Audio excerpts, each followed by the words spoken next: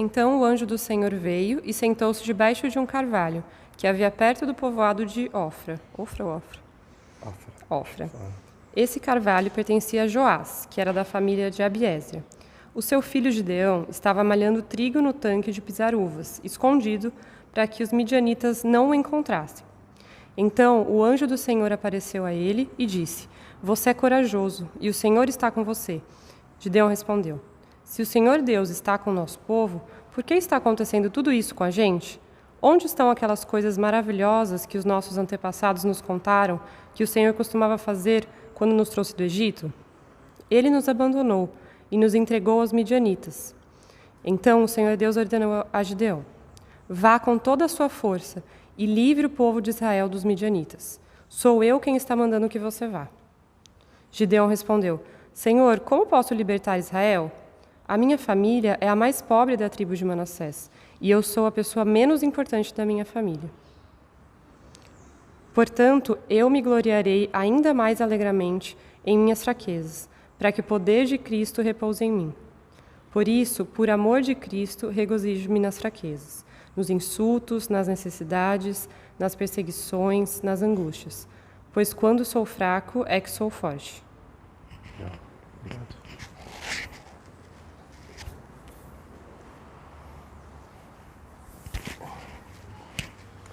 Bom, a gente está... Só um pouquinho. A gente está estudando nesse... A gente está estudando o livro de Juízes, que é um livro bem difícil até, né, para a gente entender, porque ele aconteceu um tempão atrás, é uma cultura bem diferente da nossa, e tem várias coisas assim no texto que não é aquele tipo de texto que você tem exemplos a serem seguidos. Porque muito pelo contrário, as pessoas do texto de Juízes, assim, no começo elas ainda estão mais ou menos bem, mas quanto mais vai passando, né, tipo, as histórias, mais, assim, quebradas as vidas vão ficando, né? Então, é um texto muito difícil até de ser lido. Eu mesmo nunca tinha pregado, eu acho, nesse livro. Geralmente preguei um ou outro texto assim separado, mas é um livro assim muito importante para a gente hoje. Por quê? Porque esse livro conta a história, é o seguinte, de quando eles saem do Egito, ficam no deserto, o povo de Israel, e aí eles entram na terra de Canaã. Desse período que eles entram até que tem o primeiro rei, dá uns 400 anos mais ou menos. E nesse tempo eles têm que conviver com as outras nações que estão lá na terra. E são pessoas que têm uma cultura diferente, que têm princípios diferentes, valores diferentes. Então a cada dia eles tinham que escolher se eles iam obedecer a Deus ou se eles iam se envolver com a cultura do lugar. E dessa forma, assim, é um texto muito parecido com o que a gente vive hoje, porque a gente também vive num período que a cultura que nos cerca, a todo momento ela desafia a gente, se a gente vai obedecer a Deus ou se a gente vai se render aos valores da cultura. Então, nesse sentido, é um texto muito atual, na verdade, porque os israelitas, nesse contexto que eles tinham de obedecer à cultura, o que está por detrás disso é que se eles iam servir a Deus ou se eles iam servir aos outros deuses. E eu tenho para mim que a gente vive um período muito parecido, porque a nossa cultura ela é cheia de deuses. Eu tenho falado isso acho que quase todo domingo. A gente pode não adorar uma estátua, né? Sei lá, tipo do Deus X, do Deus Y, mas a cada dia coisas boas, porque todo ídolo é uma coisa boa, que oferecem para a gente segurança, identidade, amor, respeito, não sei, aquilo que a gente tem de mais íntimo. Essas coisas elas se oferecem para a gente como opções sem ser Deus. Então a gente vive numa cultura cheia de ídolos, na verdade. Existem os ídolos do poder, os ídolos do amor, os ídolos, sei lá, da guerra até. A gente vive um período de ódio, né? Então eu faço um sacrifício para o Deus da guerra, né, para matar meus inimigos. E é mais ou menos assim que a gente vive. Então, é um texto muito, muito atual. E essa história de Gideão, ela é muito longa. Eu até não li tudo aqui, mas assim, eu vou tentar resumir bem rapidinho, tá? Gideão é esse homem que Deus escolhe, o cara que se achava fraco, tá? O povo que oprimia eles era um povo assim, que era muito grande. O texto fala que tipo, era muita gente, era um povo do deserto. Então assim, eles eram muito numerosos, eles tinham muitos camelos. E a história de Gideão começa com Gideão escondido num tanque de espremer uva para fazer vinho, porque ele está malhando trigo nesse tanque, porque ele está com medo dos caras. Porque os caras, assim, eles invadiam a terra e eles levavam tudo embora. Então imagina aquela galera chegando assim, igual gafanhoto, sabe? E, tipo, pegando tudo. Pegava os animais, pegava a plantação, pegava tudo e levava embora. Né? E eles eram muito fortes, esse povo do deserto. E aí os caras estavam sofrendo, os caras estavam ficando com fome, né, por conta disso. E Deus chama então esse cara. Aí para encurtar a história, tá? Assim, ele tem muito medo, então várias vezes ele vai fazendo testes com Deus para saber se era isso mesmo que Deus estava realmente chamando ele. Até que ele fica com coragem, tipo, ele reúne um exército ali pequeno, um exército de 32 mil homens, e aí Deus olha para ele e fala assim, é isso que a gente vai ver hoje. Cara, tá muito grande o exército. Corta, fala o seguinte, quem tiver com medo de ir para a guerra, volta para casa. Que é uma tática boa, né, Esdras? Você tirar, o Esdras é do exército, tá? Eu falo deles às vezes. Você tirar os caras que estão com medo de ir para a guerra, você melhora o psicológico, vamos dizer assim, né? Só que, saíram 22 mil homens. De 32, saiu 22. Eu fiz as contas aqui, tipo, eles ficaram com 10 mil. Eles perderam 69% do exército. Aí, beleza, tinha 10 mil. Deus falou assim, é muita gente ainda. Então faz o seguinte, ele fez um teste lá, que tipo, mandou os caras beberem água, aí quem bebesse água de um jeito, era para estar no exército. Quem bebesse de outro jeito, era para estar fora. Tá? E assim, eu já ouvi um monte de explicação, mas assim, pelo que eu estudei é o seguinte, esquece as explicações que você já ouviu, se você já ouviu alguma, assim, sabe? Porque não tem nada a ver, Deus só estava querendo separar mesmo, né? E o lance é o seguinte, de 10 mil cai para 300. Então, é um decréscimo de 9.700 soldados, 97%. Se você pegar do total lá, dos 32 mil para 300, eles perderam 99% do exército. Aí Deus falou, agora tá bom. Cara, coisa de louco, né? Mas assim, é sobre isso que eu quero falar com vocês. O texto mostra pra gente que Deus, ele enfraquece o exército. Ele enfraquece. Ele pega o recurso que eles têm e Deus tira esse recurso. Mas tinha um motivo para isso. Deus enfraquece eles pelo seguinte motivo. Capítulo 7, verso 2 diz assim, ó, lá de Juízes. O Senhor Deus disse a Gideão, você tem gente demais, e por isso não posso deixar que vocês derrotem os midianitas. Se eu deixasse, vocês poderiam pensar que venceram sem a minha ajuda. Se vocês vencerem eles com o exército grande, vocês vão pensar que foi sem minha ajuda. Por isso, então, que Deus tira. Ou seja, o que Deus está trabalhando no coração deles é a falsa noção que a gente tem muitas vezes de autossuficiência. Deus não podia deixar que eles caíssem na ilusão de que eles iam conseguir essa vitória por mérito próprio. Que foi a habilidade deles, que foi a força deles, que foi a inteligência deles que conquistou. Então Deus reduz drasticamente o número de soldados para que não restasse nenhuma dúvida de quem foi o autor da salvação. Foi Deus. No final da luta, né, ninguém podia bater no peito e falar assim, foi o meu esforço, foi o meu desempenho, foi a minha força, a minha habilidade, a minha capacidade, a minha estratégia, a minha inteligência que ganhou. Ninguém podia falar isso. E isso tem muito a ver com a gente. Por quê? Porque numa sociedade individualista igual a nossa, diariamente a gente é tentado a bater no peito e sustentar uma postura de autossuficiência. É ou não é? Todo dia a gente é tentado a isso. Por quê? Porque a gente vive numa sociedade de desempenho. Você é cobrado por desempenho todo dia no teu trabalho, na tua escola, na tua faculdade. As pessoas cobram que você seja muito bom. E isso faz a gente pensar que o mundo gira em torno da gente. Que é o nosso esforço, que é a nossa persistência, que é o nosso empenho, a nossa dedicação, a nossa vontade, a nossa resiliência, uma palavra que a gente gosta, né? Os coachings gostam. Nossa determinação, que no fim das contas vai determinar o rumo das coisas. E eu tenho para mim que sem a gente perceber, a gente cai num tipo de religiosidade que ela bota o ser humano no centro.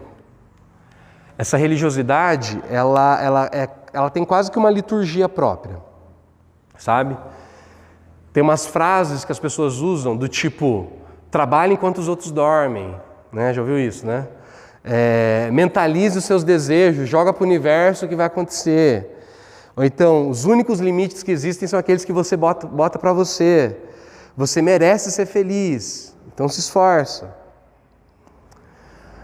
Agora pensa comigo uma coisa, imagina essas crianças aqui, o futuro delas, das gerações mais novas, que são influenciadas todo dia pela propaganda, né, que vai falar para elas e para a gente também, que o nosso desejo, a sua força de vontade, aliás, que o nosso desejo, a nossa vontade, o nosso prazer, ele tem que ser saciado independentemente do que os outros pensem, do que os outros acreditam, do que eles dizem, do que eles obedecem.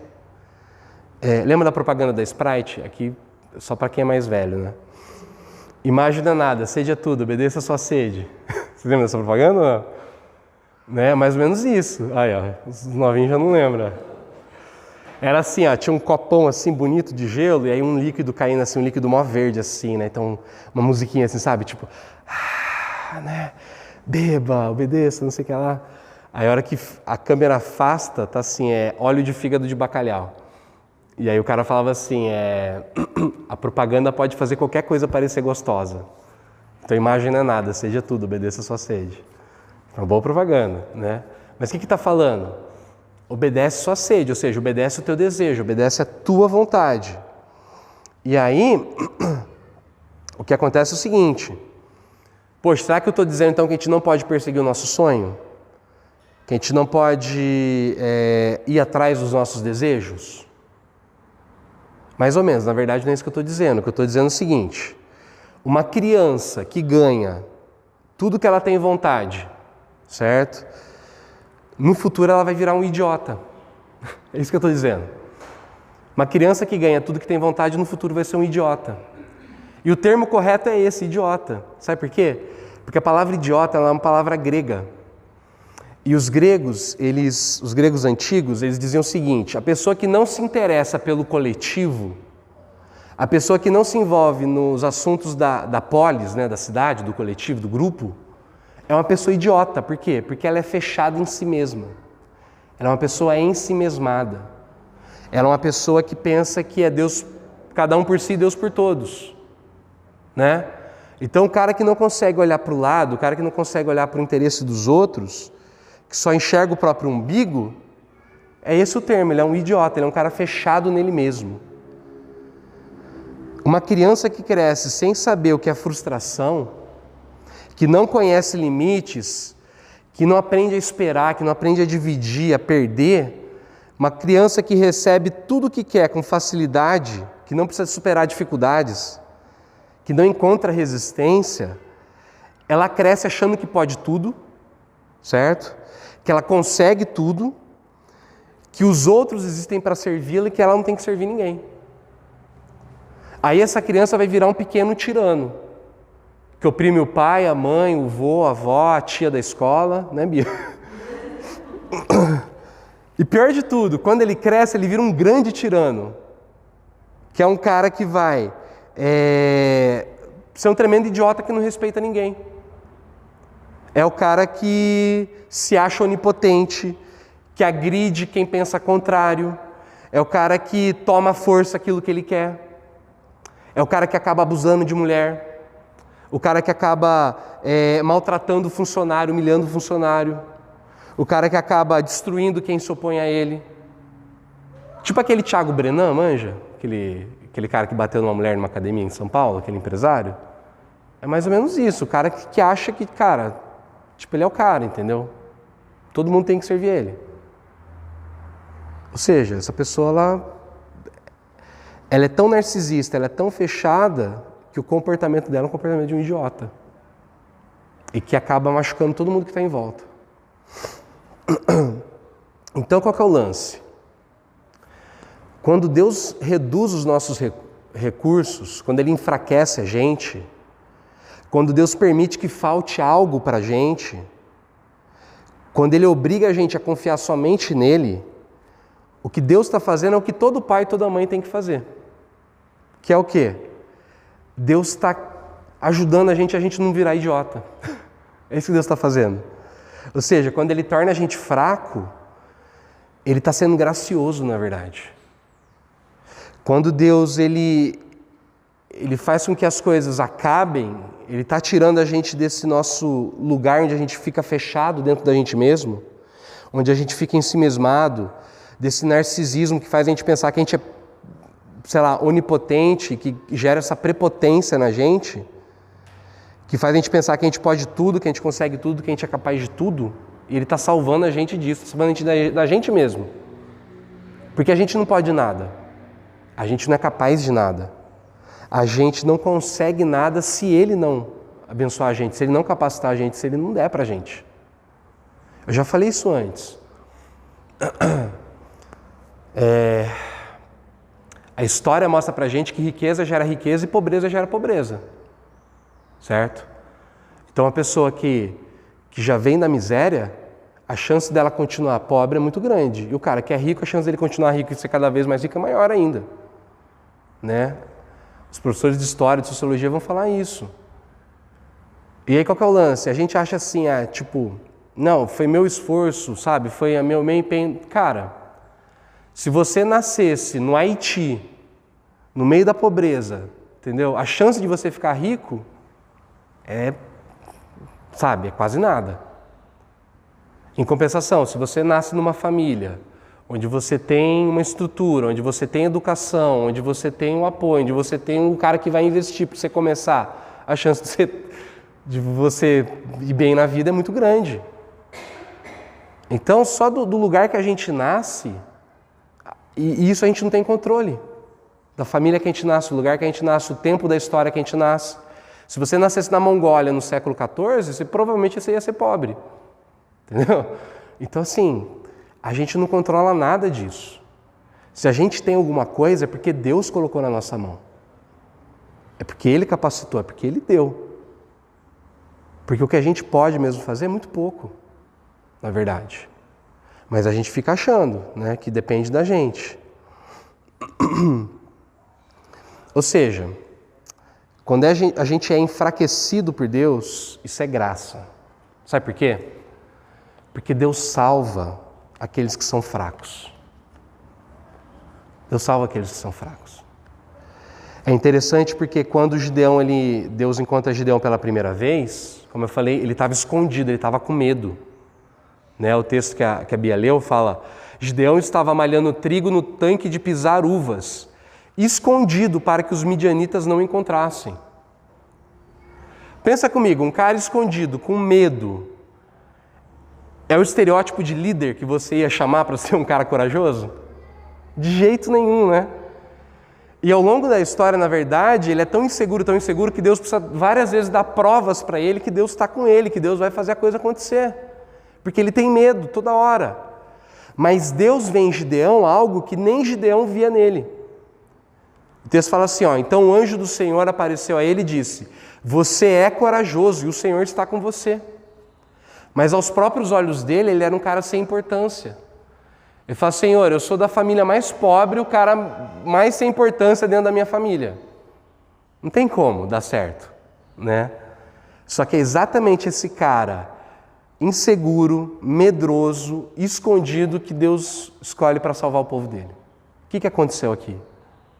Acontece que Deus escolhe a pessoa mais fraca, porque quanto mais fraco nós somos, maior é o poder de Deus atuando na nossa vida. Mais liberdade Ele tem de atuar. mais chance ele tem de fazer as coisas. Quanto mais a gente diminui, mais Deus aparece. É isso que Paulo disse também no texto que a Bia leu lá em 2 Coríntios. Nessa passagem, né, de Coríntios, só para contextualizar, Paulo está escrevendo para a igreja e fala assim, que Deus deu para ele uma visão, que é como se Paulo conseguisse... Paulo fala que ele enxergou o que é o céu. E era uma visão tão, sei lá, tão, sabe assim, grande, tão arrebatadora, que fala que Deus coloca então um espinho na carne de Paulo para poder fazer com que ele não ficasse orgulhoso dessa visão.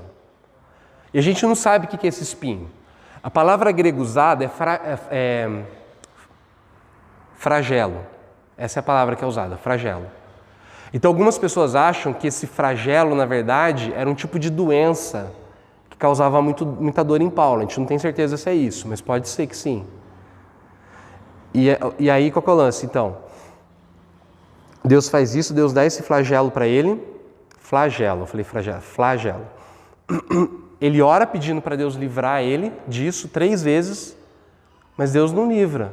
Aí na 3ª vez, Deus fala para Paulo, a minha graça é tudo o que você precisa, pois o meu poder é mais forte quando você está fraco. A minha graça é tudo o que você precisa. Meu poder é mais forte quando você está fraco. Aí, diante dessa resposta, então, Paulo conclui. Portanto, eu me gloriarei ainda mais alegremente em minhas fraquezas, para que o poder de Cristo repouse sobre mim. Por isso, por amor de Cristo, regozijo-me nas fraquezas, nos insultos, nas necessidades, nas perseguições, nas angústias, pois quando sou fraco é que sou forte. E aí, qual que é o lance, então? Para a gente caminhar para o final. Se Deus salva aqueles que são fracos, o que isso significa para a gente na prática? Tá? Então eu quero fazer 2 aplicações. Primeiro, para você que já é cristão. O que o texto está ensinando para a gente, essa passagem de Deus está ensinando o seguinte, que você que já é cristão, você precisa aprender a abraçar a sua fraqueza. Abrace a sua fraqueza. Jesus falou, quem quiser me seguir, para os discípulos, tem que pegar a cruz e vir comigo. Pegar a cruz, tomar a cruz, é abraçar a fraqueza. Como eu disse antes, né, a gente vive numa cultura que está toda hora colocando a gente no centro. E quando isso acontece, a gente se torna individualista, narcisista, prepotente, idiota. E o jeito que Deus usa para fazer a gente virar gente de novo, para resgatar a gente disso, para que você não vire um tirano, um imperador, sabe? Um cara que fica oprimindo os outros, é enfraquecendo a gente, é humilhando a gente. Fazendo a gente abraçar a cruz. Porque quando isso acontece, a gente fica humilde. Você sabia que a palavra humilde, ela tem a ver com humus. O que é humus? Humus, o que é humus? Não é comida lá árabe, é humus mesmo. Hã? Resto do lixo não. Não, é a terra. Humus é terra, certo? É o solo, né? Humus é aquilo que está no solo. A palavra humilde, essas palavras têm a mesma raiz. Humilde, humus e humano. Que por acaso, no hebraico acontece a mesma coisa. Quando Deus cria Adam, o ser humano, ele cria o ser humano, o Adam, da terra. E a palavra terra em hebraico é Adamá. Então, o Adam vem de Adamá. Ou seja, a gente ser humilde, sabe o que é? A gente aceitar que nós somos terrenos. A gente é feito do pó. Entendeu? Isso significa o seguinte, a gente parar de ter ilusão, sabe? Essas ilusões de prepotência, entendeu? De arrogância, de achar que tudo gira em torno da gente. Não, é isso. É a gente abraçar... o que é você ser uma pessoa, ser um ser humano? É você entender que você tem limites. Eu tenho limites. E quando a gente faz isso, Deus salva a gente, na verdade. Quando a gente aceita que nós somos humanos, a gente é limitado. A gente é fraco, a gente fica doente. Entendeu? A gente não pode, sei lá, trabalhar 24 horas por dia, entendeu? Achando que a gente vai ficar rico, cara, a gente morre. A gente não pode ficar sem dormir, que a gente morre, entendeu? A gente tem limite para tudo. E isso salva a gente. Isso dá saúde pra gente. Então, quando Deus quer salvar a gente, o que Ele faz? Ele enfraquece a gente às vezes. Porque a gente está num caminho ali, achando que a gente pode tudo, que a gente vai conseguir, que a gente dá conta, tal. Deus precisa olhar e falar assim, mano, Deus chega e dá uma rasteirinha assim, ó, você capota, rola, quebra tudo, aí você cai de cara no chão, aí você fala, opa, peraí, é do chão que eu sou feito. Tem um cara que eu gosto muito, o Anselm Grun, ele é um monge beneditino.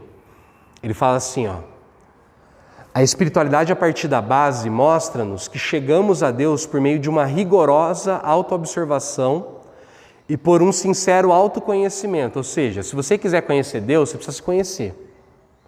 Conhecer do que você é feito. Quais são seus limites? Quais são seus desejos? Quais são suas vontades? Quais são suas paixões? Quais são seus pecados e quais são suas virtudes? Você tem que conhecer tudo isso para você conhecer Deus. Por quê? Segundo essa espiritualidade, o caminho para Deus passa por minhas fraquezas e vai ao encontro da minha fraqueza. Na minha fraqueza, sou capaz de reconhecer o plano de Deus que Deus tem para comigo e o que Ele poderá fazer de mim quando Ele realizar totalmente sua graça em mim. É o que acontece com o Gideão. Quanto mais Gideão percebe que ele é fraco, que ele não dá conta, mais Deus consegue agir através dele. E aí, no fim das contas, Gideão descobre quem ele é. Descobre que Deus estava certo. Deus não chamou ele de poderoso guerreiro? Guerreiro corajoso, um negócio assim? E no final das contas, ele era mesmo esse cara. Ele não sabia, mas ele era esse cara. Mas ele só virou esse cara quando ele deixou Deus agir na vida dele. Então é isso, para você que é cristão, primeira coisa, a gente tem que entender que a gente precisa abraçar a nossa fraqueza, parar de, sabe assim, ficar viajando, né? Esse discurso que tem aí fora, que fala, você é filho do rei, Deus te pôs por cabeça e não por cauda, isso é a maior furada que tem, entendeu? Não é assim que eu leio o Evangelho, não é assim que eu leio a Bíblia, não é assim que eu vejo Jesus. Jesus fala, cara, se quiser me seguir tem que abraçar a cruz, entendeu? Agora, em segundo lugar, para você que não é cristão, o que a gente vê nessa passagem é aquilo que na linguagem teológica a gente chama de encarnação. Esse é um dos princípios do Evangelho. Porque a encarnação foi a forma que Deus escolheu para salvar a gente. Porque olha que louco, para Deus salvar a gente, Ele teve que ficar fraco. Já pensou nisso? Deus teve que se enfraquecer. Porque é isso que significa encarnação. Encarnação quer dizer que Jesus ele se esvaziou. Lá em Filipenses fala assim, ó, que ninguém procure somente os seus próprios interesses, mas também os dos outros. Tenha entre vocês mesmo o mesmo modo de pensar que Cristo Jesus tinha. Ele tinha a natureza de Deus. Jesus era Deus. Ele tinha a natureza de Deus. Mas ele não tentou ficar igual a Deus. Pelo contrário, ele abriu mão, ele se esvaziou de tudo que era seu e tomou a natureza de servo, tornando-se assim igual aos seres humanos. Sabe por que ele fez isso? Porque Jesus ele é movido pelo amor. Ele não tenta impor a vontade dele sobre nós. Ele não tenta, sei lá, obrigar a gente a querer amar ele também. Não, ele abre mão de tudo. Ele morre numa cruz, né? A cruz, é o maior símbolo de fraqueza é a cruz. Eu falo que esses crucifixos que tem com Jesus ali com a toalhinha, ó, tipo, não foi assim, na verdade. Os romanos, quando eles crucificavam as pessoas... Alguém aqui já viu aquele filme, aquele seriado Spartacus? Tem uma cena que eles crucificam um gladiador, né? Eles pregam o cara e levantam ele assim, tipo, na parede, né? O cara tá pelado. Porque é exatamente isso que acontecia. Os caras às vezes ficavam sem roupa, pelado, porque era uma vergonha, era para o cara ser humilhado. O cúmulo da humilhação era isso, né? Então Jesus, quando ele morreu na cruz, ele abraçou a humilhação para poder salvar a gente. Ele empobreceu para poder enriquecer a gente. Pensa bem, cara. Se Deus é o dono de tudo, se Deus é tão grande como a gente cantou aqui, né? Ele deixa o palácio dele para poder enriquecer a gente. E isso vai na contramão do pensamento comum do mundo, dessa cultura de desempenho que fala que você precisa se impor, você tem que conquistar, você tem que agarrar, você tem que tomar a força. Deus não faz isso. Ele abre mão. O Tim Keller fala assim, Cristo conquistou nossa salvação através da perda, alcançou poder através da fraqueza e do serviço, e obteve riquezas entregando tudo o que tinha. Aqueles que recebem sua salvação não são os fortes e perfeitos, senão aqueles que admitem que são fracos e perdidos. Se a gente não admite que a gente é fraco, que a gente é perdido, a gente não consegue ser salvo. Por isso que a única coisa que afasta a gente de Deus não são os nossos pecados. Sabe o que afasta a gente de Deus? É a autossuficiência. Quem acha que não precisa dele, não tem como ser salvo. Então, para encerrar, eu queria dizer isso. Queria chamar os meus para mim aqui para a gente tocar. De repente você está igual aos antigos israelitas, você está se sentindo oprimido por inimigos que querem roubar a tua liberdade, tua alegria, tua segurança. E é óbvio que eu não estou falando de ladrão que vem montado em camelo, né? Eu estou falando, sei lá, das coisas que roubam a nossa alegria, a nossa segurança, nossa liberdade, os vícios, os medos, os comportamentos autodestrutivos que a gente tem. Essas coisas roubam a nossa segurança, a nossa alegria. E aí, de repente, a gente olha para a nossa situação, a gente está igual Gideão, né? A gente está sem esperança, a gente está questionando Deus. Deus, se você existe, por que você permite que isso aconteça? Se você existe, se você tem poder, se você é bom, por que você não faz nada? Acontece que lá na história de Gideão, aparece o anjo do Senhor para Gideão e fala, não, Deus está vendo, Deus vai salvar. O anjo do Senhor é o mensageiro de Deus. E nessa manhã, o mensageiro de Deus está dizendo para você, Deus vê o que você passa, Deus sabe o que você sente, o que você vive, e Deus quer te salvar. Então, o que você precisa fazer é igual o Gideão fez. Gideão precisou se comprometer pessoalmente com Deus. Gideão precisou, se você ler lá a história, Gideão precisou abandonar, precisou quebrar o ídolo do pai dele, os ídolos da família, ele precisou abandonar as outras coisas que faziam ele achar que ele podia ter segurança, que ele podia prosperar, que ele podia ter alegria sem ser Deus. Ele precisou abrir mão de tudo isso e ficar só com Deus e depender só de Deus. É isso que Deus quer da gente, que a gente dependa dele. Se você fizer isso, e não tem segredo, é só você orar, só você pedir, só você falar, Deus, eu não dou conta sozinho, eu preciso de você. Ele vai te atender. Assim como ele atendeu o Gideão, assim como ele tem feito ao longo da história. Vamos orar então?